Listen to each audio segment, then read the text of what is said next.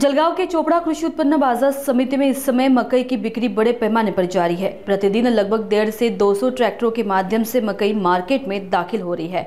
मौसम से तहसील में मकई की बड़ी मात्रा में खेती की गई थी। इस साल उत्पादन में थोड़ी कमी जरूर हुई है, लेकिन मकई की कटाई का काम जारी है और किसान मशीनों की मदद से सीधे बाजार समिति में मकई ला रहे हैं। चोपड़ा कृषि उत्पन्न बाजार समितीत मक्याची जास्तीत जास्त आवक यायला सुरुवात झालेली आहे। काल जवळपास 6 ते 7 हजार क्विंटल मका चोपड़ा बाजार समितीत आलेला होता आणि शेतकऱ्यांना एकच कडकडीची विनंती करतो की जर ड्राय असलेला माल जर आला तर आपल्या शेतकऱ्यांना 2 पैसे चांगले मिळतील। सध्या ओला माल जास्त येत असल्या कारणाने आमच्या व्यापारी बांधवांना सुद्धा अडचण अशी येत आहे की मका कसा ड्राय करायचा, कसा सुकवायचा। आमचे जवळपास 26 एकरचे प्रीमायसेस आहे चोपड़ा बाजार समिती।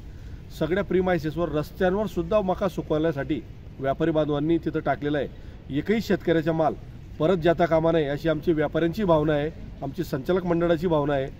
शेतकऱ्यांना कळकळीची एकच विनंती करतो, जर ड्राय माल आला म्हणजे जेने 14-15च्या माउचरचा माल जर आला तर त्याला 2000 पेक्षा प्लस रेट आपल्या चोपड़ा बाजार समितीत व्यापारी देतील अशी व्यापाऱ्यांकडे सुद्धा ग्वाही मिळालेली आहे। दररोज किती ट्रॅक्टर येत आहे आपल्या मार्केटला विक्रीसाठी?